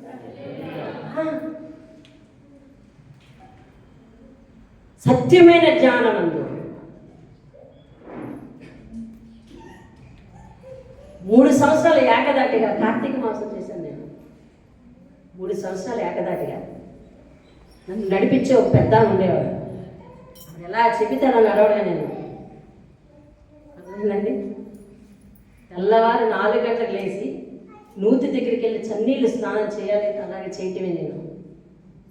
నేను పోయి సాయంత్రం వరకు ఉమ్ము మింగకుండా ఉపవాసం ఉండాలంటే అలా ఉండేదే నేను. అంతే అంతే. ఎలా చెప్పితే అలా వినడం అంతే. అక్కడ అదే చేసా, ఇక్కడ అదే చేస్తున్నా. ఎలా చెప్పితే అలా వినడం నేర్చుకున్నావో దేవుడు ఆశీర్వదిస్తాడు నీకు. కానీ అక్కడ తెలియక చేశాను, నో రిజల్ట్. ఇక్కడ తెలిసి అప్పుడప్పుడు బలహీనత వచ్చినప్పుడు దేవుడే లేపుతున్నాడండి. దేవుని స్తోత్రం. హల్లెలూయా. నువ్వు 4 గంటలకు రాత్రి పెడితే ఎవరు వస్తారు మీలో? అర్ధరాత్రి 3 గంటలకు పెడితే ఎవరు వస్తున్నారు మీలో? చూసావా? ఇవన్నీ ఎంపిక నాట్ సూటబుల్. చూసావా? ఈరోజు అంతా దేవుడు దేని గురించి మాట్లాడుతున్నాడు? దేవుని జ్ఞానం కోసం మాట్లాడుతున్నాడు. దేవుని స్తోత్రం. జ్ఞానం ఉంది, జ్ఞానం ఉండాలా? నీ జీవితంలో దేవునికి టాప్ ప్రయారిటీ ఇవ్వాలండి. దేవుని స్తోత్రం కదా. అప్పుడు దేవుడు నిన్ను తను టాప్ ప్రయారిటీగా తీసుకుంటాడు. దేవుని స్తోత్రం. హల్లెలూయా. ఒక మాట చూడండి, సామెతల గ్రంథం 28:14.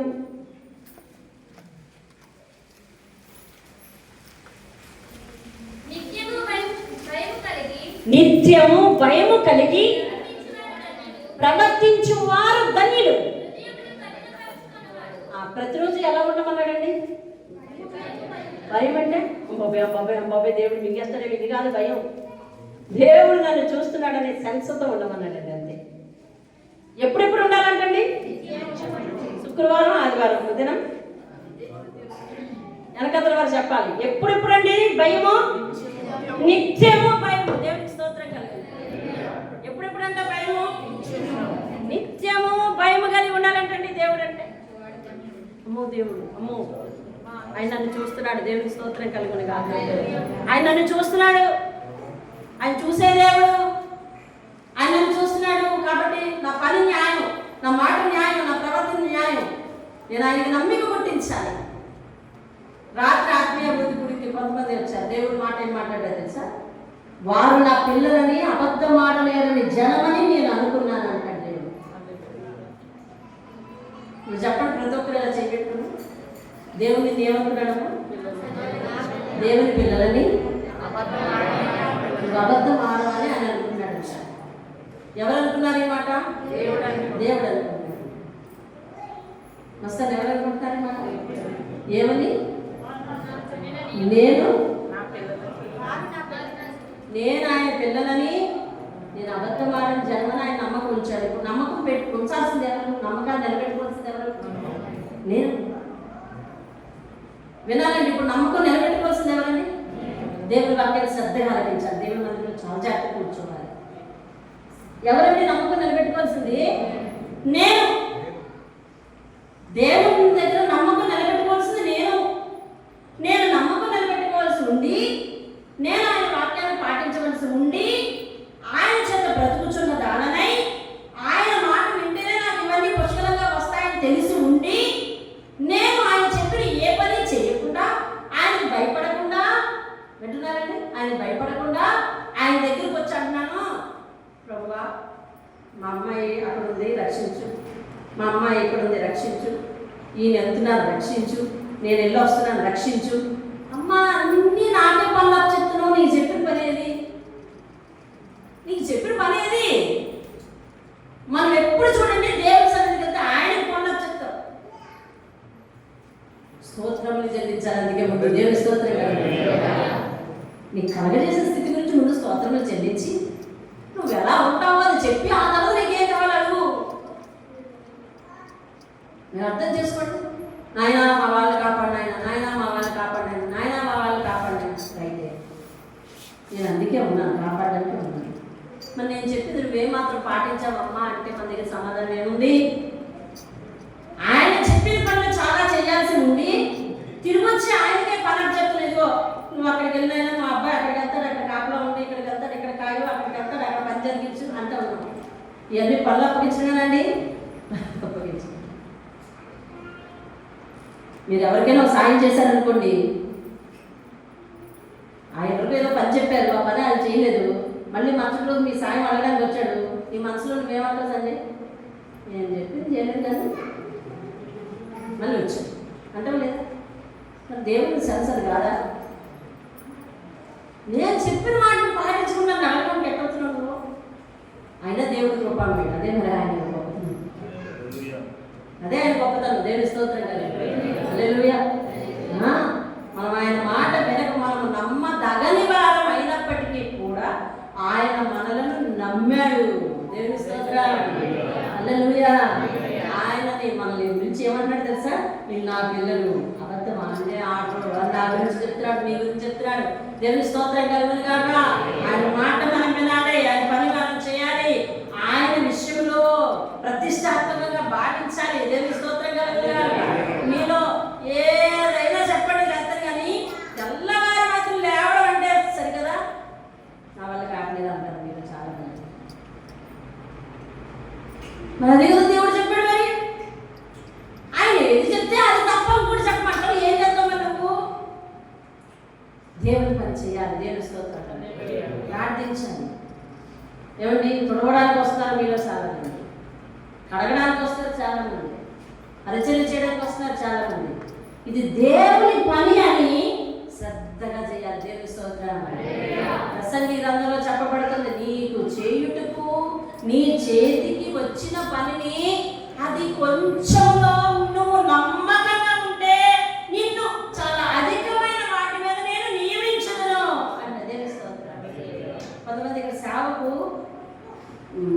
ఏమంటుందని సమర్పించుకుని ప్రార్థన చేయడానికి వస్తున్నారు. అర్థమైందండి? నిన్ను ఎవరు చూస్తున్నారు? నేను ఇక్కడ కూర్చుంటున్నానా? నేను ఎవరు చూస్తున్నారు చెప్పండి? దేవుడే చూస్తున్నాడు. కాబట్టి నేను గంట ప్రార్థన చేస్తానని సమర్పించుకుని వచ్చాను. నువ్వు గంట ప్రార్థన చేసి అందరి కోసం చేసి వెళ్ళాలి. అంతేగాని ఇటు అటు చూసి నేను ఎప్పుడు వచ్చానో ఎవరు చూడలేదు, నేను ఎప్పుడు వెళ్తానో ఎవరు చూడలేదు కాబట్టి వెళ్ళిపోతే అది జ్ఞానమా? అది జ్ఞానం కాదు. మనము దేవుణ్ణి తక్కువగా భావించే ఏది కూడా జ్ఞానం కాదండి. మనల్ని మనం హెచ్చించుకునే ఏది కూడా జ్ఞానం కాదండి. దేవుని మాట వినడం మానేసి మనము అడిగే ప్రతి విన్నపము జ్ఞానం కాదండి. దేవుడిని పెంచండి పెట్టి ఆయన వద్దన్నది చేస్తూ మనుషులకు వినిపిస్తున్నాను చూడు, అది జ్ఞానం కాదండి. మనదేంటో మన లెక్క మనం వేసుకుని లెక్క ప్రకారం దేవుడిని ఆరాధిస్తామంటాం చూసారా, అది జ్ఞానం కాదండి. జ్ఞానం ఏదో అది చేయాలి. ఈ రోజు నుంచి మనం దేవుని స్తోత్రం. హల్లెలూయా. మోకరించు. ఏం చెప్తుంది? నిత్యము వినండి, నిత్యము భయము కలిగి ప్రవర్తించువాడు ధన్యుడు, హృదయమును కఠినపరచుకునేవాడు ఎందులో పడతాడు? ఎందులో పడతాడండి? హృదయాన్ని కఠినపరచుకుంటే ఎందులో పడతాడంట? కీళ్ళలో పడతాడు. హృదయాన్ని కఠినపరచుకున్నవాడు ఒకడు బైబిల్లో ఉన్నాడు. వాడి పేరు చెప్పండి. మరో కఠినపరచుకుని ఎందులో పడ్డాడండి? సముద్రంలో పడ్డాడు. హృదయం కట్టిపరుచుకుని ఎందులో పడ్డాడు? సముద్రంలో పడ్డాడు. ఆడొక్కడ పడితే బాగుండు, వెనకాల అందరినీ తీసుకుపోయాడు. కాబట్టి ఆయన మాట వినని వారు మనకు ముప్పు తెచ్చుకుంటాం, మన వెనకాల వారికి ముప్పు తెస్తాం. ఆయన మాట వినేవారు వారు రక్షించుకుంటారు, వెనకాల ఉన్న వారు రక్షిస్తారు. దావీదు అడవిలో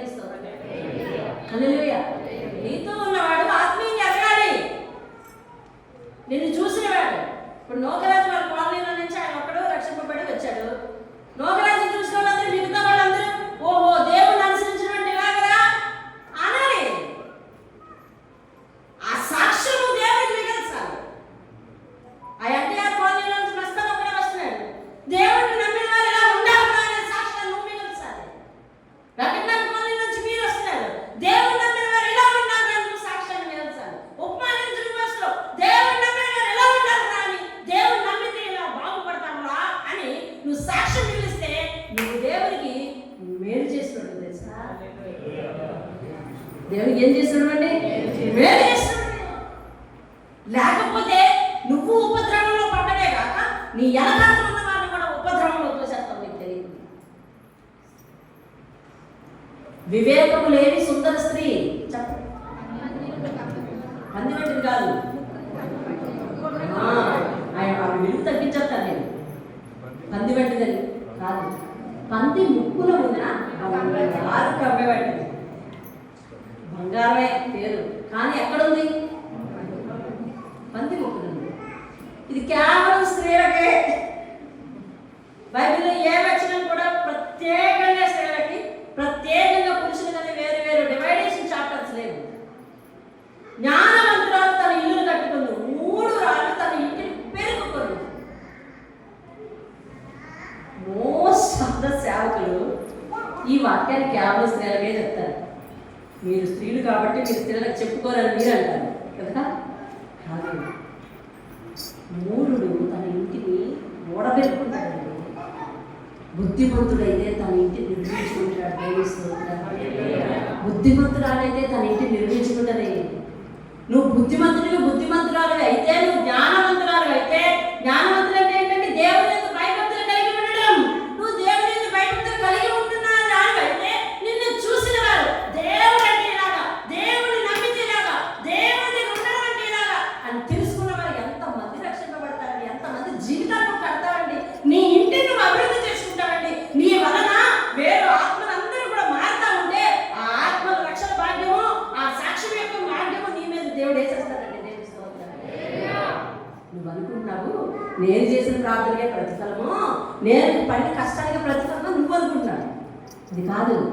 నీ సాక్ష్యం ఎవరిలో పనిచేస్తుందో వాళ్ళ ఆత్మ వల్ల నీ ప్రతిఫలం దేవుడు ఇచ్చేస్తాడు. దేవుడు ఇస్తున్నాడు. హల్లెలూయా. గవర్నమెంట్ ఎంప్లాయీస్ రిటైర్డ్ అయిన తర్వాత చాలా ఎక్కువ డబ్బు ఇస్తారు. ఇది ఎక్కడ తెలుసండి? వాళ్ళ జీతంలోదే కట్ చేసుకుని తర్వాత గవర్నమెంట్ కొంత వేసి అవి ఇవి కనిపిస్తారు. అంటే ఆ మూట అంతా ఎప్పుడు నుంచి దాచుకుంటుంది?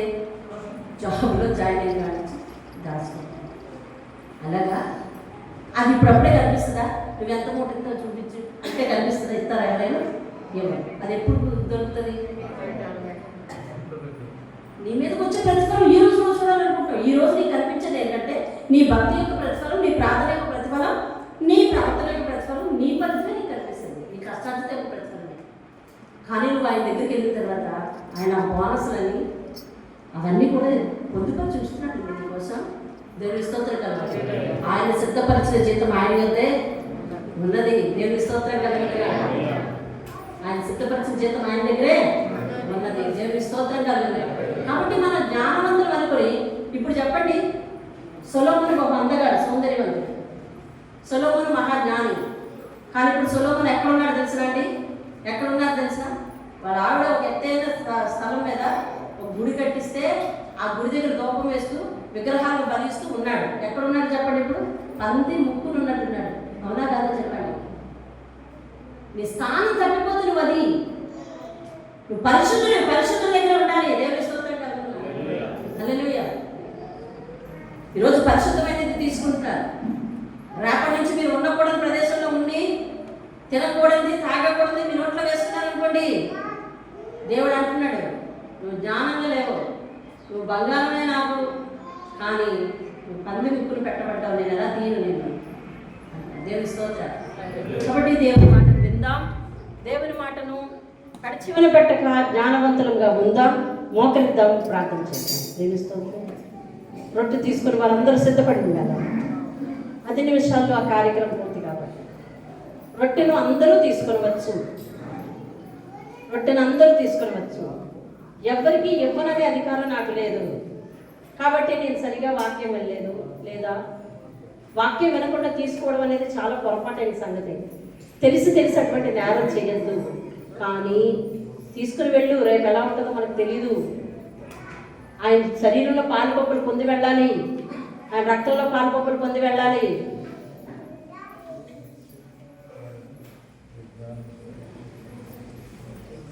నాకు వీలు కాదు మైలు, అది సకారణం కాదు. నేను 4 వారాలు చర్చికి రాలేదు, అది సకారణం కాదు. నేను మొన్న దేవునికి విరుద్ధంగా పని చేశాను, ఇప్పుడు తీసుకోను, అది సకారణం కాదు. ఇప్పుడు విన్న వాక్యాన్ని బట్టి నువ్వు పశ్చాత్తాపడి తీసుకో.